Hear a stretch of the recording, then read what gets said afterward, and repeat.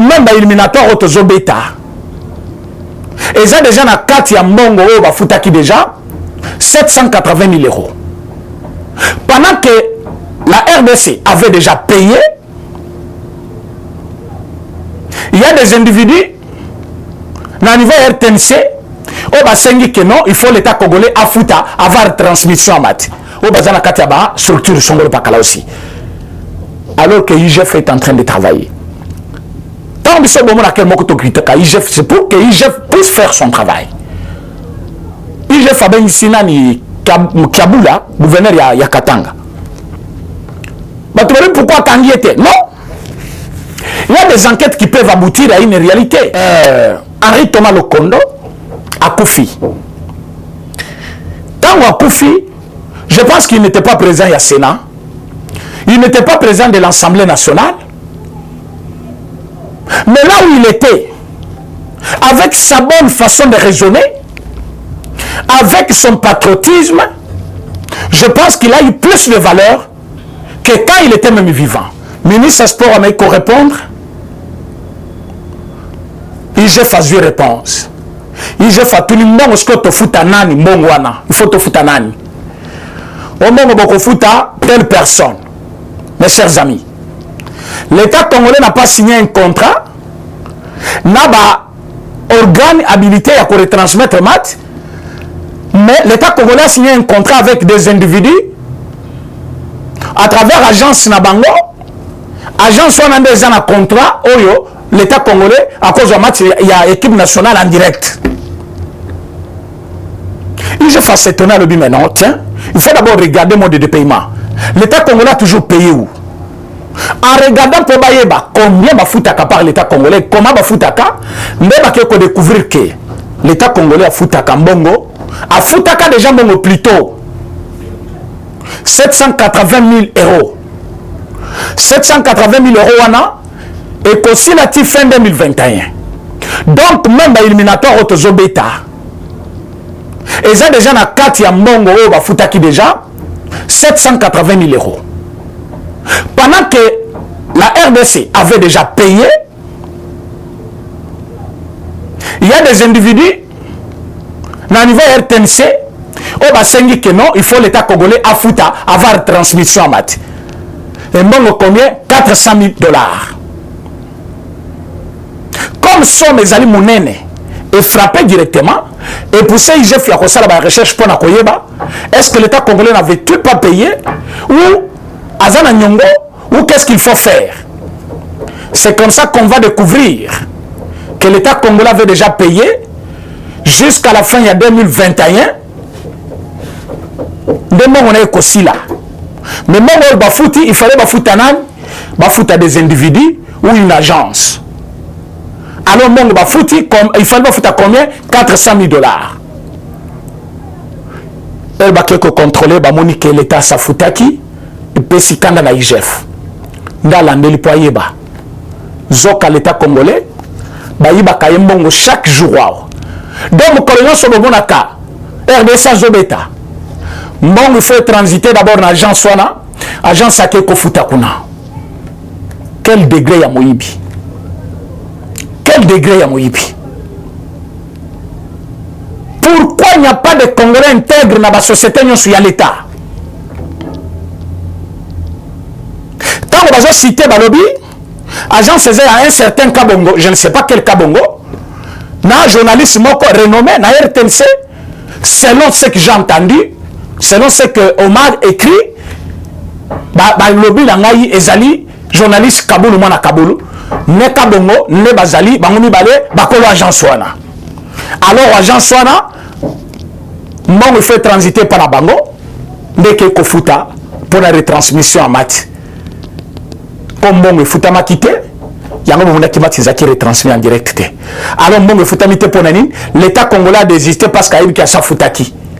Agence Cisco, c'est comme ça que je reconnaître le monde va quitté. Donc, Moutou Koti, mais nous sommes dans quel pays maintenant? Quand on dit que Batoyo, côté Kabango libre, c'est qui vraiment erreur moko grave. Il faut que Kanga Batunion Sowana. Batunion Sowana, il faut bafouta. Le lot va découvrir que RTNC miyibi pe bazana na kati.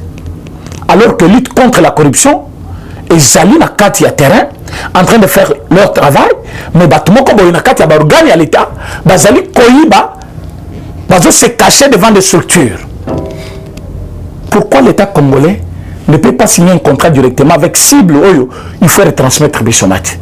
Pourquoi il faut tous les cas par canal il y a une agence? Pourquoi qu'agent sona il y a un droit à consommer ba service sona nyonso pour ce tous la kepa na yi? Bon, les agences ba congolais to boité, ba congolais ne baza ba ko l'agence sona, mais montant ba ngomba fixé sur base de quoi? Alors mbongo nyonso ba futa ki wana 780 000 euros. Pourquoi il faut les lots ba futa sur 400 000? Alors, ba ko l'agence ba yeba kike comme le gouvernement est démissionnaire, bon le combat directement par canal de la présidence, ministère est koyebate. Ministère ce qu'on va informer, IGF avant sortir à montant. IGF peut contrôler le paiement, à moins que l'État congolais avait déjà payé et qu'agence sans qui n'a besoin, bah foutre des fois. Mais agence semble le baiser à Congolais. Comme les Congolais miyibi. Qu'est-ce qu'il faut faire maintenant? Donc on a arrêté ces deux messieurs. On doit les arrêter. Bah juger bango pour la moyibi. Bah écopé 20 ans de prison. Le cola. Bah tu as PSP au bas 20 ans de prison. Mais colo, ils ont 20 ans. Non, l'État koyi bate so 20 ans. Chiffre D. Au bâti 0. N'engue moko na mandat. 2 mandats, les total makamusus. 2 mandats. Nicolas a système à 20 ans. Donc vous êtes là, au mati, au kiti, mais il y a l'État. Bana va vivre bien, mais Congo est reculé. Après vous allez demander, depuis qu'il est là, qu'est-ce qu'il a fait? Mais non. Il faut quitter ce système-là. Les détournements de deniers publics et Zali un grand, s'il faut le dire, facteur, il y a sous-développement. Oui, Zali quoi appauvrir Mboka. Parce que l'économie à l'État, et Zali Kosala, Moussala et Zali n'a objectif que pour la Congolais, mais Zali Kosala pour l'intérêt à la personnalité Songolo Pakala, ou Bazana Katiaba, structure Songolo Pakala aussi. Alors que IGF est en train de travailler. Tant que ce moment à quel moment tu critiques IGF, c'est pour que IGF puisse faire son travail. IGF a bien ici nani Kabula, gouverneur ya Katanga. Bah tu vois pourquoi Kangi était? Non. Il y a des enquêtes qui peuvent aboutir à une réalité.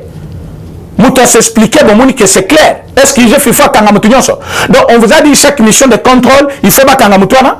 IGF est allé contrôler. Bah ben ce gouverneur pour expliquer ce qui s'est passé, gouverneur a expliqué. Ce qui a convaincre Bassanine. Bino comme koye madon, bah corrompre prier, bah pèse bon. Moi je n'ai pas vu l'argent. C'est vraiment à Moïbi et mon raté, mais du moins, bah tu bien saqué, bah on est balobi, tu bien saqué parce qu'il fallait une explication de sa part. Il s'est expliqué. Nous avons trouvé que c'est normal. D'abord, mission n'a besoin d'ici vers le Bombashi. Il y a qui n'a besoin pour que tu renforces. Bato bazali ko sala musana système ya gouvernorat pour la maximisation des recettes. Il y a ville, il y a province à Katanga. Alors Kabula n'est pas sain. Tu critiques chaque jour par rapport à la gestion na yena motema ben na yekuna na Katanga. Alors ton côté par rapport à quoi? Mais IGF a trouvé qu'il n'y avait pas une faute. Alors IGF n'est pas là pour s'attaquer à Bato, mais il s'attaque à mes gestions, ceux qui m'ont géré ma baie et qu'il y a des preuves palpables, et quand il y a SNANI RTNC, donc le coupable doit être arrêté. On doit encourager les Congolais dans le secteur Nyonso Bazali, Moussala Nyonso Congolais Bazali Kosala, il fait sa valeur. L'État congolais doit plus collaborer avec les Congolais qui sont dans les différents domaines. Le gouvernement congolais doit plus valoriser le commerce ya Congolais pour que mon cannabis soit plus de moyens, qu'on travaille plus dans bateau extérieur, c'est-à-dire les étrangers, et bazali kozambongo et zonga na bamboka na bango au détriment ba congolais bazali kozambongo mais ils ont compte na lika congolais. Gouvernement Zobima. Tout le monde qui va la poste. N'a pas 5 postes ministériels. N'a pas 7 postes ministériels. Vous ne prenez pas ce poste-là. À quelques heures, il y a publication, il y a ordonnance Nabino, où ils allaient nommer gouvernement Nabino. Boye Baki, vous n'êtes pas le ministre d'un parti politique, vous êtes le ministre d'un État congolais.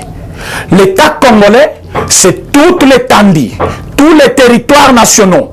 Bozali n'a droit à l'erreur, il y a aucun ministre, il y a qu'à répondre dans le cahier de charge à partir de yo. Comme Théo Kaki, Bamoussou Baye, avec l'idée qu'il y a 2022, Babi Mandenge Basaki en 2015, la troisième pénalty, pour que Baki ait préparé comment va cause la candidat en 2023. Élection Zali, Toboïté. Ton seul élection. Mais il y a un esprit à gagner l'élection, tu peux gagner. Fatia gagner l'élection. Fatia juste ça bien. Mais où est ici ma ministre? Mais où est ici ma poste? Bah, 5 ministères, 8 ministères, 10 ministères, dans le souci de satisfaire vos partis politiques. Non. Quand tu es un membre du gouvernement, c'est un gouvernement national. Les gouvernements Théo, on a Kivu, na Kivu. Nazamutu ya Manyema na keka na Manyema. Naza ministre ya Kasai, na valoriser kabatu ya Kasai. Non. Naza ministre ne Congo, plus ne Congo d'abord. Hein? Nazali mutu ne Congo, d'abord na cabinet na ne Congo. Non. Quand tu deviens ministre, sur le plan national, tu dois faire un travail remarquable pour l'intérêt général de tous les Congolais. Vous allez comme ministre pour satisfaire camp politique na yo ndenge to monakawa o yeme ya bengingai ndenge to monakawa o te omoni soto de misimbongo wana mbongo liboso ba pesa na explication et pas ya sele ya la goli yo zele organe de contrôle yo za ministère tango ministère ba pesa mukanda ba lobi mbongo ifo ebima ba justifier yango par rapport à musali fait ça là ce n'est pas toi de le contrôler sur le terrain musali saleni mais bango ba pesa explication par rapport à ça il y a des structures où les alliés installés en place, où les alliés n'ont droit maintenant à vérifier sur le terrain. Au cas où on va trouver que bateau bateau chaque mbongo, excusez-moi, ils n'ont pas fait le travail, Kangabango. Et nous vivons dans un moment où Congo a besoin de nyonso. Mais il y a des individus où baweli ba poste, baweli ba bisika quelconque pour préparer uniquement 2023. Je m'en garde tous les ministres Oyo. Bayebi ke baye na gouvernement, il y a union sacrée pour préparer mandat ya ba leader na bango pour 2023. Non. Vous êtes d'abord des ministres lelo Henri Thomas Lokondo akufi. Tango akufi, je pense qu'il n'était pas présent au Sénat. Il n'était pas présent de l'Assemblée nationale. Mais là où il était, avec sa bonne façon de raisonner, avec son patriotisme, je pense qu'il a eu plus de valeur que quand il était même vivant. Mais même dans son vivant, on a reconnu en lui les mérites là. Et mérite on est conduire chef de l'État, bien que n'étant pas plutôt membre de son parti politique, même de son institution qui est présidence, le chef de l'État a quelque honoré. Ponanine, la façon de travailler, c'est une façon qui honore la République, même la République sera reconnaissante envers vous. Mais quand vous devenez des ministres, pour rendre des comptes, n'a pas président, n'a pas parti, n'a pas on a moni un document, balobina financer telle structure. Oh, structure, mais où na parti boy. À le chef na lobby, copain ça mon wanate. Yoza ministre. Au bandi déjà koloba te. Au boni na minute yo. Kosimba tembo ngeza na caisse parce que kaka intérêt à partir na bino ezate. Non. Un ministre doit faire tout pour que après mandat, après que l'on ait un ministère, qu'il a fait quelque chose. Quand tout le monde passe par boulevard, la ville, comme on a, immeuble, il y a régie des Télémi. Et chaque fois que les gens voient cet immeuble, personnellement, moi, son alekiwana, na mona kaka, chongo chibinkubula. Il était ministre de l'énergie à Tomanda Kwana. Lelo, matata yibi boy boy, oui. Mais chaque fois que je suis dans l'hôtel du gouvernement, na mona kamusala na yepe. Tango azala kiwana. Son alekiwana na komona na lobino. Aibaki. mais oyo ezali tango azaki premier ministre. Même Transco oyo tango ele kaka. C'est quand il était premier ministre, tango basalaki ba Transco wana, malgré yaki koyiba bambongo ezaki na kati ya Transco, mais salamaka tango yazalaki wana. Alors tu es ministre, qu'est-ce que tu auras aussi laissé pour qu'un jour tango batabakoya, baloba que voilà, il était ministre, voilà ce qu'il avait fait. Voilà, il était ministre, voilà ce qu'il avait fait. Nous avons des gens au bakena ba ministère, batia bango sur la liste. Bayebisi bango omunengo kewana. 10% na yo opesi na parti. Oui, tu as dit que va sa partie. Même chez nous à l'IDPS, un ministre doit au moins 10% de son salaire na parti. C'est pour faire fonctionner le parti, parce que le parti est vivaka. Na badon, il y a des membres. Alors, moyen de revenir comme exact, quand vous avez vos membres du gouvernement, bah copier ça quelque chose de la partie, bah député, mêmement, alors parti et que j'ai peu moyen pour survivre. Mais ces ministres qui vont être nommés bientôt là, vous avez déjà vos cahiers de charges que vous avez même chanté avant la sortie du gouvernement. Le peuple congolais ne sera jamais tolérant envers vous, ceux qui vont satisfaire la parti politique. Donc, dans vous salez la République, vous salez la Mboka, tout le monde a bilembo, Batouba Sepela. C'est un gouvernement de défi. Batebele Bazozela. Batebele Bazozela. Batebele Bazan a besoin de réalisation, il y a chef de l'État.